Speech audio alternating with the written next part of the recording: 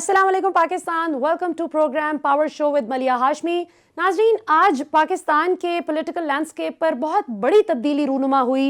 जो 20 सितंबर 2020 से हम देख रहे थे कि अपोजिशन जमातों ने मिलकर 11 जमाती इत्तेहाद कायम किया था इमरान खान हुकूमत के खिलाफ, जिसको हुकूमत तो गैर मसनूई इत्तेहाद कहती ही थी, लेकिन आज ये साबित हो गया कि वो शायद वाकई गैर मसनूई इत्तेहाद था जिसका आज टूट कर शिराजा बिखर गया। सिर्फ एक ऑपोजिशन लीडर इन सेनेट की जो चेयर थी वो नून लीग के हाथ से क्या निकली कि वो पीपल्स पार्टी पर इतनी भरम हो गई है कि वो कहती है कि फजलुर रहमान साहब अब बस आप इनको पीडीएम से निकाल बाहर कीजिए। इन्होंने पीडीएम की पीठ में खंजर घोंपा है। आज हमारे साथ इस मौजू पर और दीगर मौजूआत पर गुफ्तगू करने के लिए पाकिस्तान के मायानाज वकील, सियासत और आप सबके बहुत ही पसंदीदा सेनेटर जनाब एतजाज एहसन साहब मौजूद हैं। एतजाज एहसन साहब, हमें ज्वाइन करने के लिए बहुत बहुत शुक्रिया। बहुत मेहरबानी सर, किस तरह से देख रहे हैं अब आज की ये जो डेवलपमेंट हुई है? मैं आपसे कुछ क्विकली, क्योंकि हमारे पास वक्त कम है, तो कोशिश करूंगी कि जल्दी जल्दी आपसे अपने सवालात कर सकूं। सबसे पहले पीडीएम के हवाले से पूछना चाहूंगी कि ये अगर पीपल्स पार्टी निकल जाती है, जिसकी बुनियादी आप लोगों ने रखी थी इस पीडीएम की, बिलावल साहब ने, तो कोई दमखम रह जाएगा इसमें? दमखम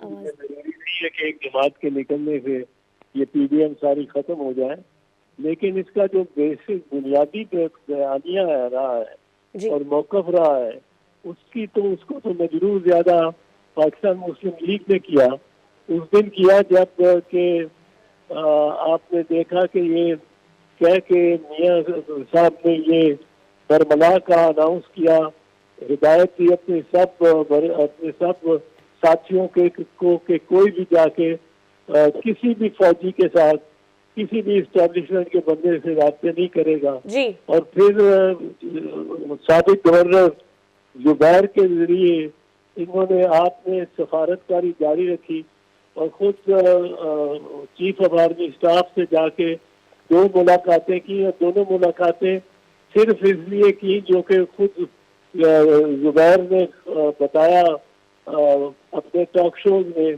बरमला बताया कि वो मरियम के केस और मियां साहब के खिलाफ मुकदमात के बारे में ही बात करनी थी उनको, और उन्होंने साफ इसको तस्लीम किया कि और मैंने क्या करना था, ये तो बात करनी थी जी। तो जब उनको उधर से इनकार हुआ और बकौल शख्स से आर्मी चीफ ने कहा कि अगर सियासी मामलात है तो पार्लियामेंट में ले जाओ, अगर कानूनी मामलात है तो आप इसको अदालत में ले जाओ। तो वहाँ से ही ये मामला शुरू हो गया था। फिर आपने अपनी मर्जी, जब आपने क्या आप खामोश हो गए, जब क्या आपने गुजरांवाला जैसी तकरीर कर दी बगैर किसी को एक जी। लेकिन जो है उनको एतमाद में लिया जाता कि अब आप पॉलिसी तेज कर रहे हैं, पॉलिसी कम कर रहे हैं। कभी आप के हलीफ और आप कहते हैं कि रावलपिंडी में धरना देना है, कभी आप कहते हैं इस्लामाबाद में धरना देना है, और कभी आप पत्थर लेके चले जाते हैं जलसों जुलूसों पे। ये तो हमारा शहर रहा ही नहीं। बिल्कुल ठीक। हमने लाखों जलसे किए होंगे पाकिस्तान पीपल्स पार्टी ने, कभी हमारा वर्कर पत्थर थैलों में लेके और गाड़ियों में रख के नहीं गया, क्योंकि पत्थर अगर चलने शुरू हो जाए तो हमारा भी और इनका भी कोई आम वर्कर नहीं जाएगा जिस जगह खुद ही खिस्तारी हो रही हो या होती हो। बिल्कुल ठीक। लेकिन एतजाज साहब देखें ना, वो तो we all walked past that stage, वो तो गुजर गई। मियां साहब की तकरीर से बिलावल साहब ने खुद को डिस्टेंस भी कर लिया। उन्होंने कहा जी हमारा इससे कोई ताल्लुक नहीं, हमारी पार्टी पॉलिसी, पार्टी लाइन बिल्कुल अलग है, जिस पर उनको अवाम में खूब मकबूलियत भी मिली उनके बयानिए को। अभी रिसेंटली जो हमने देखा है, नून लीग के जो कैंडिडेट थे, पोटेंशियल कैंडिडेट ऑपोजिशन लीडर की सीट के लिए सेनेट में, वो थे आजम नज़ीर तारड़ साहब, जो कहते हैं कि मुझ पर नाहक पीपल्स पार्टी एतराज़ करती रही। मैं तो लतीफ़ खोसा साहब के साथ मिलकर भी बीबी शहीद के केसेस पर काम करता रहा हूँ 2000 से लेकर 2004 तक, और भी इनके साथ कई काम किए हैं। सो वकील तो कई केसेस पकड़ता है, तो ये क्या बात हुई मुझ पर एतराज़ करने की? तो आपको क्या एतराज़ था पीपल्स पार्टी को आजम नज़ीर तारड़ साहब पर?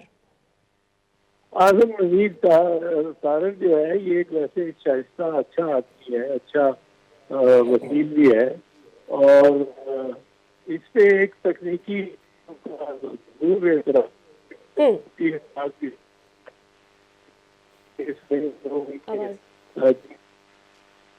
तो कत्ल और का इन्होंने मुकदमा किया, इस दुरुस्त पे इसमें ये बात दुरुस्त करके इसका मौक़िफ़ भी इसके वकील का काम जी। तो जो भी वो करना है वो करना है।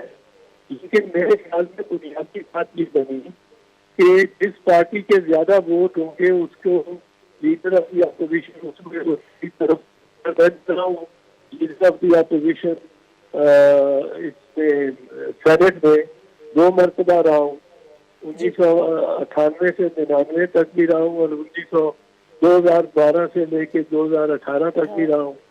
और ये वो उसमें असूल यही होता है और कोई असूल नहीं होता कि अपोजिशन में जिसके साथ अक्सरियत हो वो उसका leader of the opposition automatically बनता है। बिल्कुल ठीक है, इसमें कोई बहस सर। लेकिन आप पर एतराज उनका ये है, अब तो नून लीग के कई लीडरान ये बात कर रहे हैं कि ये जरदारी साहब ने हमें कह दिया होता, गिलानी साहब हमसे बात कर लेते तो मियां साहब खैरात में दे देते ये सीट। अगरचे मुझे अल्फाज के चुनाव पर बहुत एतराज है, लेकिन उनका ये मौक़िफ़ है कि आप लोगों ने नवाज शरीफ साहब से बंद कमरे में बैठकर खुद बात नहीं की और आप बीएपी के साथ मिल गए, जो एहसन इकबाल साहब का भी शिकवा था।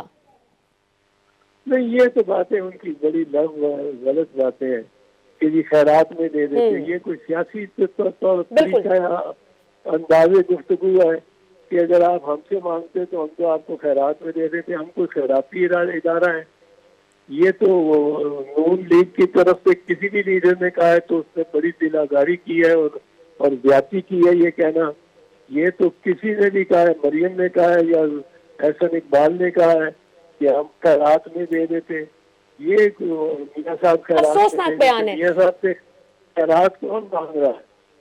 मियां साहब ना ही मियां साहब से कोई इतनी खैर की हमें कोई, मुझे तो कोई तवक्को नहीं खास हुई, और जी बिल्कुल बाकी पार्टी को भी कोई नहीं। हमारे साथ जब अच्छा मियां साहब का उसमें हाथ रहा है, जियाउल हक का साथ इन्होंने दिया शहीद भुट्टो की फांसी के वक्त, और उसके साथ कुछ भी किया, जितना बीपी के खिलाफ इल्जाम नाजायज और गलत लगाए वो सब कुछ किया। वो मियां साहब वो मियां नवाज शरीफ इस बात से आगाह है, अच्छी तरह आगाह है, और वो करते रहे हैं। और 12 फिर जब मिसाक जमहूरियत हो गया उसके बाद भी आप पैन के कालाकोट काली टाइल सदर जरदारी के खिलाफ गद्दारी का मुकदमा बनाने चल पड़े, जबकि सदर जरदारी ने कहा कि हम 4 साल की सियासत करेंगे, आपके खिलाफ कुछ नहीं करेंगे। तो ये तो एतबार तो करना था मुश्किल था। अब उन्होंने खुद ही अपने आप को जब इस तरह के ताने शुरू कर दें कि ये खैराती इदारा है जी। अच्छा, इसमें सर राना सनाउल्लाह साहब ने भी बहुत ही जाहिर है वो हार्ट ब्रोकन है आप लोगों की इस बात पर कि चुपके आप लोग ऑपोजिशन लीडर बन गए सेनेट में, जबकि दूसरी तरफ आप ही की क़यादत नाश्ते भी कर रही थी उनके साथ। नाज़रीन जरा देखते हैं कि राना सनाउल्लाह साहब ने इस हवाले से क्या कहा कि पीपल्स पार्टी कितना नुकसान उठाई। नाज़रीन एतजाज़ साहब से हमारा राब्ता मुनक़ता हो गया। हम कोशिश करते हैं कि ब्रेक के बाद दोबारा से उनको फ़ोन लाइन पर ले सकें। यहाँ लेते हैं एक शॉर्ट कमर्शियल ब्रेक, कहीं ना जाइएगा। See you after short break.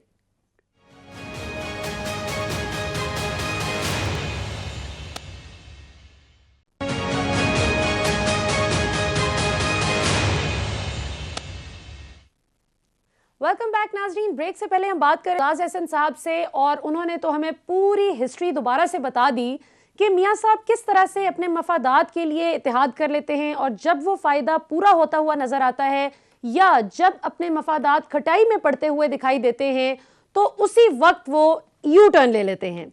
अब हमारे साथ एक बहुत ही ज़बरदस्त मायानाज सीनियर तज्ज़िया निगार और सहाफ़ी शाहीन सहबाई साहब मौजूद हैं। उनसे गुफ्तगू का सिलसिला जोड़ते हैं। सहबाई साहब, हमें ज्वाइन करने के लिए बहुत बहुत शुक्रिया। बहुत बहुत शुक्रिया मलिया आपका। बहुत जबरदस्त बात हो रही थी एतजाज साहब से। थैंक यू सर, बहुत शुक्रिया। वो हमेशा से यही कहते रहते, वो यानी जब उनकी पार्टी जो थी वो बड़े जब उनकी पार्टी मिल रही थी उनसे, तब भी एतजाज साहब यही बात करते थे। बिल्कुल। और सर उसूल होता भी यही है ना कि आपकी पोजीशन जो है वो बड़ी अनफ्लिंच्ड होनी चाहिए, बड़ी अनफ्लिंचिंग तरीके से आपको अपने उसूलों के साथ स्टिक करना चाहिए, अवाम जब भी आपके साथ चलती है। सर सबसे पहला सवाल आपसे करना चाहूंगी, ये जो पीडीएम का, मरियम तो कहती थी कि आहा हा पीडीएम में लड़ाई हो गई है, ये इमरान खान का ख्वाब ही रहेगा, ये तो आज हकीकत में बदल गई और आज नून लीग खुद कह रही है कि पीपल्स पार्टी को निकाल बाहर कीजिए पीडीएम से। तो क्या होता देख रहे हैं? देखिए, होता तो वही रहा है जो कि सब कह रहे थे और बार बार कह रहे थे, लेकिन वो ये लोग मानने को तैयार नहीं थे हकीकत, क्योंकि इनका जो पीडीएम की बुनियाद थी वही एक बहुत ही मतलब फ्लिमजी ग्राउंड पे थी, कोई उसूल नहीं था वहां पे। सिर्फ ये था कि जी बस इनको निकालो और बाकी सब खैर हो जाएगी। तो वो यानी लोगों को कोई इंटरेस्ट नहीं था इसमें कि इनको निकाल दो और इनके चोरी बचा लो। तो वो सब लोग ये कह रहे थे, एतजाज साहब खुद ये कह रहे थे, बार बार कह रहे थे।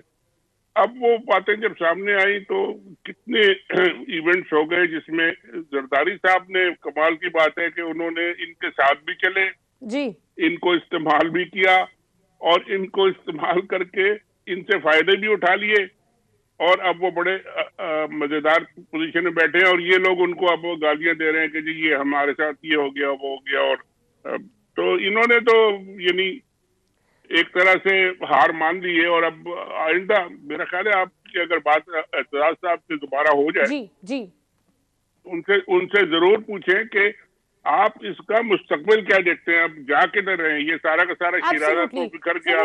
सिग्नल्स की डिस्टॉर्शन थी जिस मेरे ख्याल है वो ट्रेवल कर रहे थे जिसकी वजह से सिग्नल्स डिस्टॉर्ट हो गए। अच्छा, अब शाहीन से भाई साहब, ये तो बड़ी दिलचस्प सूरत हाल हो गई है क्योंकि एक तरफ ये चेयरमैन सेनेट को चैलेंज करने चले थे उस इलेक्शन को, जिस पर कल एहसन इकबाल साहब ने भी बहुत तड़प कर ट्वीट की कि जिस शख्स के खिलाफ आप अदालत में गए हैं कि ये गलत तरीके से जीता है, आज आप उसी के दर पर जा पहुंचे कि मुझे अपॉइंट कर दीजिए ऑपोजिशन लीडर। तो अब आप आगे जो सुप्रीम कोर्ट में जाहिर है कि ये बाज तो नहीं आएंगे, कोशिश तो पूरी करेंगे कि अपना ये सिलसिला जोड़ें। तो पीडीएम वालों की क्या कानूनी हैसियत आपके ख्याल में रह जाएगी या मॉरल हैसियत इस केस को परसू करने में, या हो भी सकेगा या नहीं अब आगे, क्योंकि गिलानी साहब तो संजानी साहब के साथ मिल गए। देखिए, एक कोर्ट ने तो बड़ा क्लियरली और बड़ा स्ट्रेट अवे कह दिया है कि जी ये हमारा इख्तियारी नहीं है, हम इन मामलात में कोर्ट आ ही नहीं सकती। इस्लामाबाद हाई कोर्ट के स्टेटमेंट आपने देखी है। तो इस्लामाबाद हाई कोर्ट ने जब ये कहा है तो उन्होंने किसी लीगल बेसिस पे और बड़ी सॉलिड लीगल बेसिस पे ये जजमेंट दिया है और वही उसको ओवरटर्न करना सुप्रीम कोर्ट के लिए बहुत ही मुश्किल और बहुत हैवी काम है, नहीं हो सकता ये, क्योंकि जब लॉ में प्रोवाइडेड ही नहीं है कि सारे मसले जो हैं पार्लियामेंट के, सेनेट के, नेशनल असेंबली के, वो सब खुद हल करेंगे, वो सारा उनका काम है, तो सुप्रीम कोर्ट पर किस बेसिस पे आएगी? और वो करते रहे, मेरा ख्याल है वो अपनी पॉलिटिक्स करते रहेंगे तो प्रेशर बनाने के लिए, बयानबाजी के लिए, खास करके तब जब आपका जो मेन शख्स जो कंटेस्ट कर रहा था संजरानी साहब के अगेंस्ट, जब वही उनके पास चले गए कि ठीक है, ये भी तो एक सुलह का साइन है ना कि आप मुझे ऑपोजिशन लीडर बना दें, अल्लाह खैर सल्ला, आप आराम से चेयरमैन सेनेट बने। उन्होंने तो सारी चीजें एक्सेप्ट कर ली ना और उनको सारी चीजें मिल गई और इसीलिए मिल गई कि उन्होंने एक तरीके से पीडीएम को और इन सबको मामू बना दिया या मोमानी बना दिया है, जो भी आप अब मामू बना के वो आराम से बैठे हैं और ये लोग शोर मचा रहे हैं कि इनसे बात ना करो, इनसे मिलो नहीं। बिलावल साहब जो है वो अपनी बाजी से अब पता नहीं कह रहे हैं मैं बात नहीं करूंगा, मैं उनके खिलाफ बयान नहीं दूंगा, ये सब करते रहे। ये this is all frivolous, irrelevant politics. Sir Bilawal साहब ने तो आज बड़ा जबरदस्त मशवरा दिया है नून लीग को कि आप ठंडा पानी पिएं, सुकून के सांस लें, आराम से बैठें। सो उन्होंने तो उनको काम डाउन करने की बहुत कोशिश की है। अच्छा, यहाँ पे एक बड़ा इंटरेस्टिंग सवाल जहन में उभरता है, आई एम श्योर पाकिस्तानी अवाम भी ये सोचती होगी कि जिस तरह से पीपल्स पार्टी को ज़रा सा भी सिस्टम में सेट होने का मौका मिला है, सिस्टम में अपनी स्पेस डेवलप करने का मौका मिला है, तो उन्होंने उस अपॉर्चुनिटी पे मिस आउट नहीं किया और फौरी तौर पर वो भले उन इमरान खान साहब की हुकूमत के साथ ही उनको जाकर बैठना पड़ा, जिनको सिलेक्टेड ये भी मरियम साहब के साहिबा के साथ कहते रहे, वो बैठ गए। सो अगर हाइपोथेटिकली स्पीकिंग पाकिस्तान तहरीक-ए-इंसाफ ने जो ऑफर करने की कोशिश की थी गफूर हैदरी साहब को डिप्टी चेयरमैन सेनेट की कुर्सी के लिए, जो उन्होंने ठुकरा दी थी और फिर मिर्जा मोहम्मद आफरीदी पीटीआई के जीत गए, अगर सहबाई साहब ये ऑफर एक्सेप्ट कर लेते हैदरी साहब और वो जीत जाते, तो फजलुर रहमान साहब की क्या फिर पोजीशन होती है आपकी नजर में ये पोजीशन लेने के बाद? देखिए, पीपल्स पार्टी ने तो शुरू से कह दिया था कि जी हम इस सिस्टम के अंदर हैं, we are a major stakeholder. हमारे पास सिंध की गवर्नमेंट है, हमारे पास असेंबली में मेंबर्स हैं, सेनेट में मेंबर्स हैं, हम तो इस सिस्टम को नहीं छोड़ेंगे। इस सिस्टम को ना हम गिरने देंगे, ना इसको हम गिराएंगे। बिल्कुल सही। और ये बिल्कुल, अब उन्होंने तो ये क्लियर कर दिया था। ये लोग लगे रहे मौलाना साहब और मरियम साहिबा और नून लीग के, नहीं नहीं नहीं, लड़ाई करनी है, सड़क पे चलें, इस्तीफे दें, ये करें, झगड़ा करें। तो ये सब तो हो नहीं सका। वो तो हमेशा सिस्टम में थे और उन्होंने इनके साथ मिल के सिस्टम में से जो फायदे उठा सकते थे वो भी उठा लिए। बिल्कुल। गफूर हैदरी साहब अगर आ जाते तो फिर तो मौलाना साहब भी बिल्कुल न्यूट्रलाइज हो गए थे, वो भी फिर घर बैठ जाते आराम के। चलो जी, अब पीपल पार्टी भी गई, ये भी गई, तो नून लीग फिर रह जाती अपना नून गुन्ना बन के, क्या बन के, I don't know what to say. लेकिन खैर तो सर ये अब जो नून गुन्ना, अभी नून गुन्ना वाला सीन ही तकरीबन हो चुका है, तो अब आपको लगता है, जो मैंने एतजाज एहसन साहब से भी यही सवाल किया था, कि पीपल्स पार्टी के बगैर पीडीएम की ताकत आपको कैसी नजर आती है? वो हमने देख ली ना जी, पीडीएम की ताकत। जब इन्होंने जलसे शुरू किए थे गुजरांवाला में, लाहौर में, इधर उधर, तो वो पीडीएम क्या, नून लीग ही थी वो खाली। पीडीएम का जो नाम एक उसमें लगा रहे हैं आपके, 9 है 10 पार्टियां हैं सारी, 0+0+0 आप जितने मर्जी जोड़ लें वो 0 रहेगा। सवाल ये था कि वो that was a Noon league power show. Lahore में भी, गुजरांवाला में भी, इधर भी, फैसलाबाद में भी, वो सारे के सारे शो मेड नो इम्पैक्ट, कोई उनका असर नहीं हुआ, कोई फायदा नहीं हुआ। बिल्कुल सही। तो अब वो दोबारा उस पोजीशन पे चले गए। अब वो अकेले करते रहेंगे, क्यों निकाला, और लड़ाई होगी, और वोट को इज्जत दो या सिलेक्टेड को इज्जत दो या मत दो या जो भी करो। लेकिन ये कि वो अब मेरा ख्याल है वो अब देखेंगे कि जी किसी तरीके से हमें इतना कंसेशन मिल जाए कि जी मरियम साहिबा बाहर चली जाए। क्योंकि अभी रिसेंटली जो कल परसों की खबर मैंने भी एक व्लॉग में बताई थी, और वो चल रही है, कि इनकी कॉल्स इंटरसेप्ट हुई थी ये जिस दिन इन्होंने 26 तारीख को आना था जी, और उसकी कॉल्स में इन्होंने कहा था कि हमें 3-4 दुम्बों की कुर्बानी चाहिए। यानी इनका पूरा प्रोग्राम था कि ये लड़ाई झगड़ा कराएंगे, कुछ लाशें वाशें इनको मिल जाए तो इनकी फिर मूवमेंट उठे। मगर वो हुकूमत ने और जाहिर है सब लोगों ने मिल के कहा कि जी ये पोस्टपोन कर दो, तो वो सारा उनका प्रोग्राम फेल हो गया, फ्लॉप हो गया। बिल्कुल तो सही। अब इनके पास कोई ऑप्शन नहीं है। अब बेस्ट इनका ये ऑप्शन होगा जी, कि किसी तरीके से मरियम साहिबा को लंदन भेज दिया जाए, बीमार हो जाए या सर्जरी करा लें या जो भी, छोटी सी सर्जरी के लिए।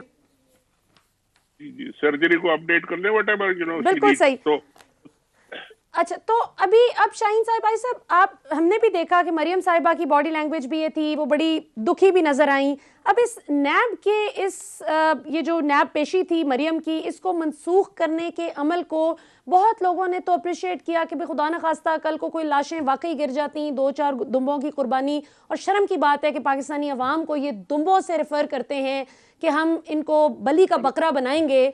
तो अगर ये खुदा न खास्ता हो जाता तो जाहिर है हम बैठकर आज अफसोस कर रहे होते और सोचते कि काश जब नैब को पता भी था इस सब चीज़ का तो वो इसको मुलतवी कर देते।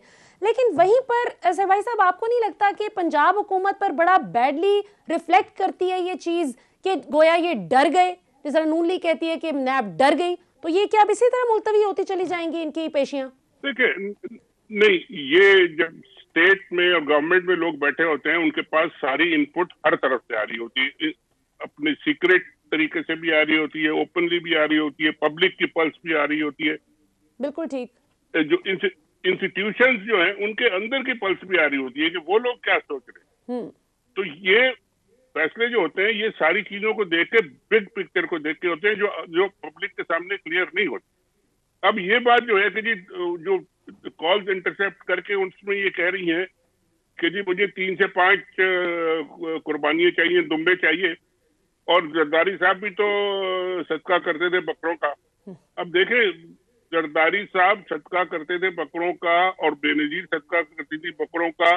जब वो कोई मुसीबत आती थी तो घर के दरवाजे के सामने वो बकरों को हलाल करके और वो लोगों में गोश्त बांटते थे और वो बकरे खरीद के लाते थे 4 या 5। और ये कह रही है सड़कों पे मुझे 3 या 5, मतलब अभी इन्होंने खरीदे नहीं है, ये रास्ते में ढूंढेंगे कि जी हमें कहाँ से बकरे मिलेंगे और कौन से बकरे होंगे, इंसानी बकरे होंगे या यानी और वो जाहिर है होंगे। वो दुम्बे इंसानों को ही तो वो दुम्बा कह रही हैं।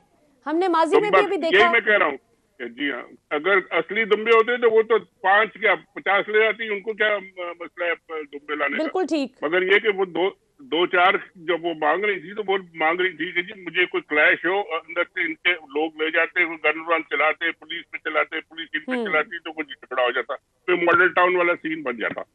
मगर वो नहीं हुआ और इसका मैं समझता हूँ कि बड़ा वाइज डिसीजन था ये गवर्नमेंट का कि पोस्टपोन कर दिया। दोबारा बुला लेंगे उनको, नोटिस भेज देना, फिर आ जाए और फिर किसी और तरीके से बुला लेंगे। मेरा ख्याल है जब तक उनकी प्री अरेस्ट बेल का जो टाइम 12 अप्रैल तक खत्म होता है तो उसके बाद। अच्छा सहबाई साहब, अब यहाँ पे एक बड़ी दिलचस्प सूरत हाल ये है कि एक खुशखबरी पाकिस्तानी अवाम के लिए ये है कि जाहिर है हमारे साबिक वजीर आजम हैं नवाज शरीफ साहब और 3 बार के, ठीक है जो भी केसेस हैं, करप्शन है, जो भी मामला है, लेकिन अल्लाह का शुक्र है कि अब वो सेहतयाब हो चुके हैं माशाल्लाह।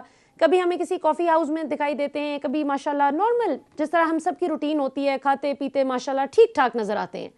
तो मरियम साहिबा ने जो बेल ले रखी है इस्लामाबाद हाई कोर्ट से भी ये कहकर कि मैं वालिद साहब की तीमारदारी करने के लिए जाना चाहती हूँ, वो क्या अब आपकी नज़र में वैलिड रही है? आपने भी सारी ज़िंदगी अपने करियर में कवर की हैं डिफरेंट केसेस, तो कभी ऐसी नज़ीर देखी है कि बंदा ठीक हो गया और उसकी तीमारदारी करने वाला शख्स जो है ये प्ली लेकर बाहर हो? तो वो तो देखे मलिया, जब वो गए थे और जाने के मेरा ख्याल है 2-4 दिन बाद ही समझ में आ गई कि जी ये सब ड्रामा था और ये बीमारी का ड्रामा था और वो फिर उन्होंने अपनी नॉर्मल एक्टिविटी शुरू कर दी, तो वो तो उसी वक्त खत्म हो गई। मगर ये कि चूंकि एक कंसेशन एक इनको दिया गया था कि जी ठीक है आप खातून हैं तो आप जेल में ना रहे, आप जाए, मगर इन्होंने भी बाहर निकल के पूरा जोर लगा लिया कि जी मैं हर एक को गालियां, एस्टेब्लिशमेंट को गालियां, गवर्नमेंट को गालियां, जो भी करना था इन्होंने कर लिया। अब अगर ऑफिशियली उन्होंने डिक्लेयर कर दिया है ये अभी मेरा ख्याल है वो कभी नहीं करेंगे कि जी वो ठीक हो गए। वो बीमारियां तो चलती रहेंगी क्योंकि जब भी जरूरत पड़ेगी उनको वो बीमारी का कार्ड जो है ना वो दोबारा जाहिर आएगा, तो बीमारी तो नहीं जाएगी कहीं ना कहीं, लेकिन कहीं भी नहीं जाएगी। लेकिन इनको इन्होंने तो अब अपनी बात जो की थी तो ये कहा था कि जी मुझे अपनी सर्जरी करने के लिए जाना है। उन्होंने अपने वाले साहब की बीमारी की बात नहीं की थी और उन्होंने ये कहा कि जी क्या जी प्लीज, तो वो रीजन तो कोई नहीं है। अब अदालत में कोई जाए और जाकर कहे कि जी आप इनकी बेल खत्म करें, अब ये मेरे ख्याल एक पॉलिटिकल डिसीजन कह लें इसको, ये एडमिनिस्ट्रेटिव डिसीजन कह लें कि जी वो इतनी गड़बड़ करेंगे, हल्ला गुल्ला होगा, ये होगा। लोग कहते हैं जी आराम से बैठे घर पे तो अच्छा है, ठीक है। खाना पकाएं बस। जी नाज़रीन, यहाँ पर वक्त हुआ एक शॉर्ट कमर्शियल ब्रेक का। Don't go. सहबाई साहब से हम कुछ और भी इंटरेस्टिंग सवालात करेंगे। See you after short break.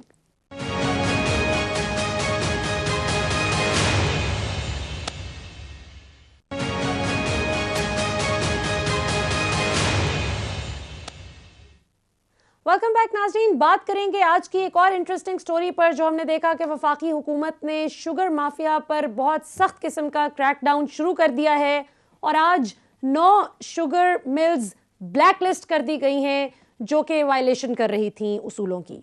इसके साथ साथ हमने कल देखा कि जो वज़ीर आज़म साहब के मुआविन खुसूसी बराए पेट्रोलियम मसनूआत जनाब नदीम बाबर साहब थे, उनको भी इमरान खान साहब ने अपने ओहदे से मुस्ताफ़ी हो जाने का कह दिया ताकि शफाफ तहकीकात हो सकें। शाहीन सहबाई साहब, इज इट सेफ टू से कि नया पाकिस्तान बनना शुरू हो गया है? देखिए ये तो खैर जो भी आप इस्तेमाल करें, नया पाकिस्तान या पुराना पाकिस्तान, लेकिन इमरान खान साहब ने ये कहा था कि जी मैं जो भी चोर होगा, जो भी होगा उसको मैं पकड़ूंगा जरूर, चाहे वो कहीं भी हो। और अब हम ये देख रहे हैं कि जी शुगर माफिया ने अब 9 जिन शुगर मिल्स को आपने कहा है ब्लैकलिस्ट किया है, ये इसमें कौन सी शुगर मिल्स है? देखिए शुगर मिल्स के मालिक तो ये सारे बड़े बड़े पॉलिटिशियन हैं। नवाज शरीफ की फैमिली की पता नहीं कितनी है, जरदारी साहब की कोई 18-20 शुगर मिल्स हैं, जहांगीर तरीन साहब की है। अब इन 9 में किस किस की है मुझे डिटेल्स क्योंकि मैंने अभी देखी नहीं, तो शायद आपको इल्म हो। मगर I ये कि also have yet जो to see भी the details. अगर जहांगीर तरीन साहब की शुगर मिल भी है, उसमें उन सब की है, तो फिर ठीक है, बिल्कुल ब्लैकलिस्ट करें। अगर उन्होंने गड़बड़ की है तो पकड़े।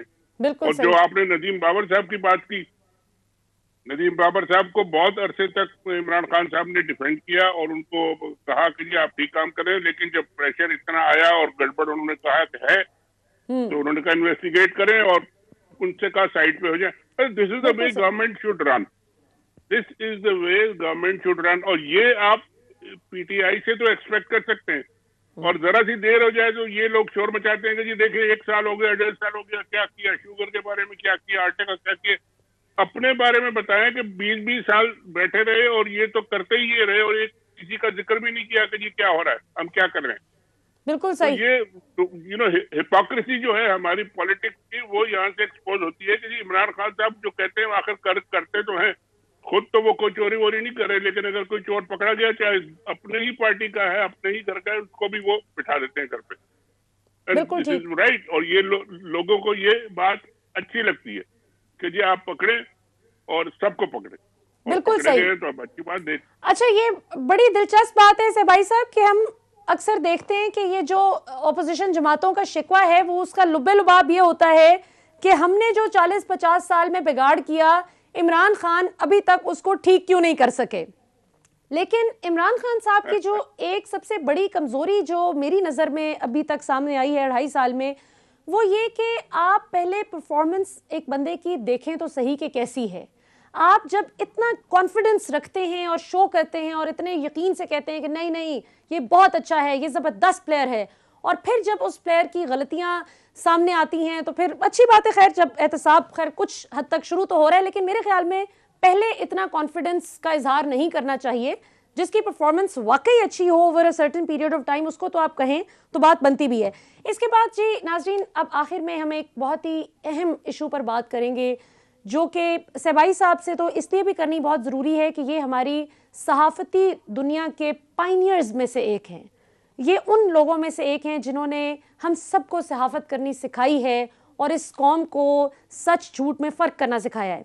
लेकिन सहबाई साहब, आजकल बड़ा बदकिस्मत हमारा अब मुआशरा हो चुका है कि गालम गलोच का कल्चर बहुत ज़्यादा आम हो चुका है। अगर अदालतें इनके हक़ में फ़ैसले दे दें तो बहुत अच्छी हो जाती हैं, इनके ख़िलाफ़ हो जाएं तो फिर गालम गलोच का सिलसिला शुरू हो जाता है। और इनसे मुराद पर्टिकुलरली मेरी एक सियासी जमात है, क्योंकि बाकी सियासी जमातें कम अज़ कम इदारों पर हमले नहीं करती। क्या आपकी टेक है इस पर? नहीं, ये तो इनका हमेशा, आज की बात तो नहीं है नून लीग के बारे में, ये तो साल हो गए। आप अगर शुरू करें सुप्रीम कोर्ट पे हमले, फिर जजों को करप्ट करना, फिर जजों को मिलाना, उनकी प्राइवेट वीडियोस बनाना, फिर उनको ब्लैकमेल करना, उनको फोन कॉल्स करना, ऑर्डर्स लेना, और अगर वो कर दे तो बड़े अच्छे जज है, अगर ना करें तो उनको गालियां देना। ये इनका तो सेवा यही रहा है कि जी अपने प्रोटेक्शन, अपने पैसे बचाओ, माल बचाओ, और अगर कोई रास्ते में आता है तो अब तो खाली कोर्ट तो नहीं है, आपने तो देखा कि उनके जो लीडर साहब है वो तो इंस्टीट्यूशंस को, आर्मी को, आपकी एजेंसीज को, सिक्योरिटी को, सबको खुलेआम गालियां देते हैं और ये सबको गद्दार कहते हैं, और खुद जाके बाहर भाग के बैठ गए, और वहां से वो एक इमाम खुमैनी या मंडेला या जो भी आप नहीं क्या बन के आएंगे वापस, अल्लाह खैर करे। मगर ये कि ये उनकी पॉलिटिक्स तो यही है, आप एक्सेप्ट करें यानी। अब उनके साथ जो गुल्लू भट्ट जो मिले हुए हैं वो तो उनके साथ ही रहेंगे, चाहे वो 10 कत्ल कर ले या 10 चोरी कर ले, कुछ उनको वो छोड़ के नहीं जा रहे, क्योंकि उनका तो रोजी रोटी लगी हुई है उनके साथ। बाकी लोगों ने ये सोचना है, पूरी कौम ने, कि जी हम इनके साथ जाएं या बाकी इनसे हम जान छुड़ाना, कभी हमारी जान छूटेगी या नहीं छूटेगी। कोशिश मेरे ख्याल हो रही है। तो सर वे फॉरवर्ड क्या है? वे फॉरवर्ड क्या है? ये गाली गलौज का सिलसिला हमने देखा कि अभी रिसेंटली जजेस पे भी जो गालियों का सिलसिला था, और फिर वो पता चला कि बहुत ही हमारे मोहतरम जज हैं उमर अता बंदयाल साहब, उनके खिलाफ बाकायदा ट्रेंड चले, और जिसने चलाया वो नून लीग की ही सोशल मीडिया टीम सामने आई। मरियम साहिबा ज्यादातर उन अकाउंट्स को फॉलो कर रही थी। तो इसका क्या हल है? फिर हुकूमत बेबस रहेगी? वे फॉरवर्ड हमारे सामने एक एग्जाम्पल तो मौजूद है, बड़ा जबरदस्त एग्जाम्पल मौजूद है, और वो है अल्ताफ हुसैन। जब वो हद से बाहर निकल गए तो फिर उनका इलाज हो गया, कम से कम पाकिस्तान की हद तक तो हो गया। अब लंदन में बैठ के जो वो करे। और ये भी उसी तरफ जा रहे हैं। अक्सर लोग कहते हैं अपने प्रोग्राम जो भी कहते हैं कि जी अल्ताफ हुसैन 2 हो गए हैं ये, और होते जा रहे हैं, और इस तरह ही चलते रहे तो हो जाएंगे।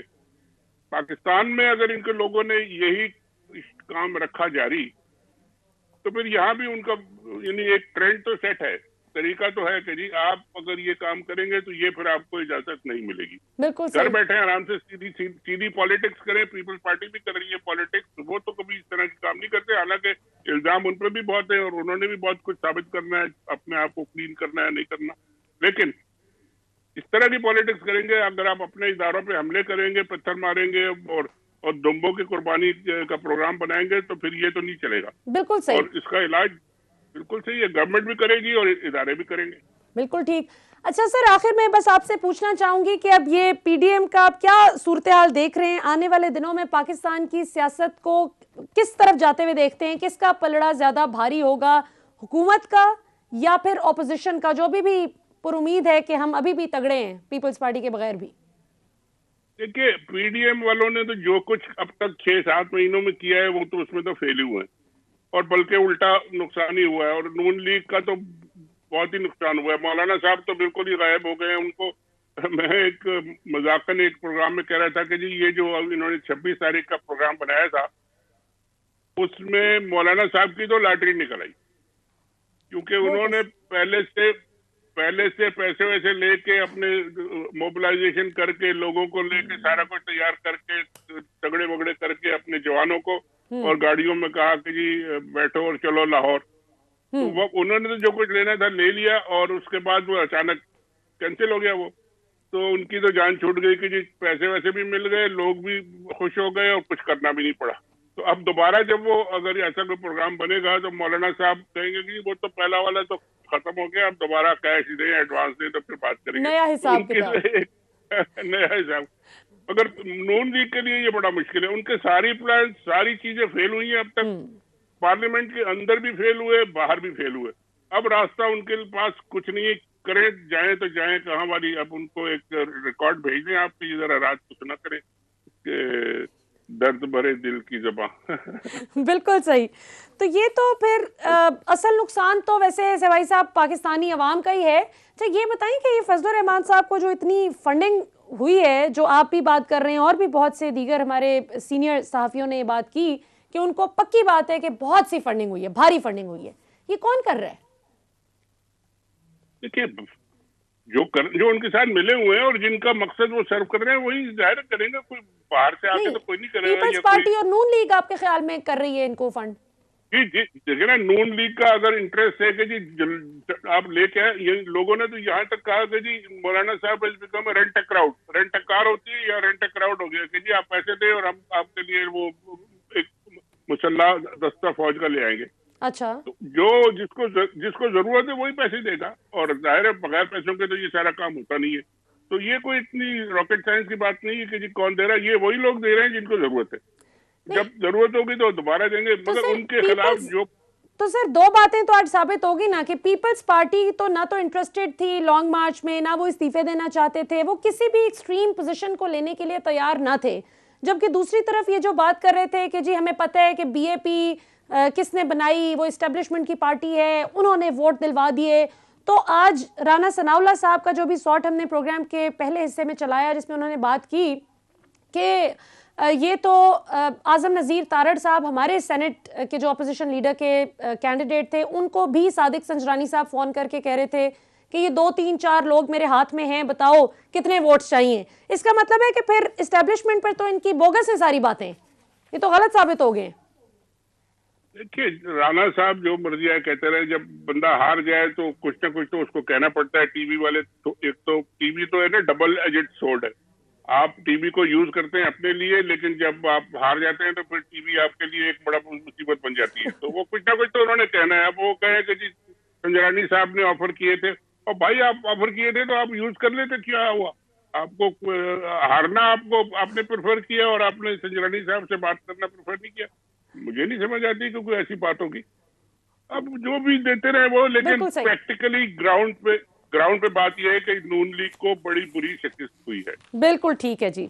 बॉटम लाइन ये है नाजरीन कि नून लीग को शिकस्त हुई है। और अगर देखा इसका, अगर आप ओवरऑल एनालिसिस करें सारी सिचुएशन का 20 सितंबर से लेकर अब तक, तो इस 5-6 माह के अरसे में हमने यही देखा कि जरदारी साहब ने इनसे जे भुट्टो के नारे भी लगवा लिए, सफदर साहब को पीपल्स पार्टी की टोपी भी पहना दी और इन सबको भी मरियम साहिबा से उन्होंने पीपल्स पार्टी जिंदाबाद के नारे भी लगवा दिए।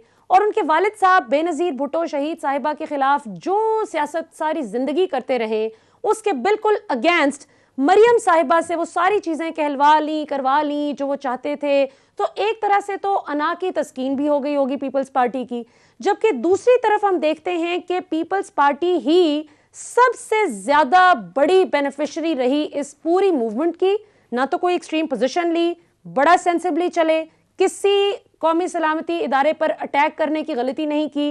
लिहाजा पाकिस्तानी अवाम में जो उनकी मकबूलियत जरदारी साहब के करप्शन केसेस की वजह से बहुत कम हो गई थी, तकरीबन खत्म हो गई थी सिंध के अलावा, वो अब कुछ हद तक नून लीग का और फजलुर रहमान साहब का बहुत एग्रेसिव रवैया देखते हुए अवाम उनको लेसर ईवल की तरह देखते हुए हमें दिखाई देते हैं।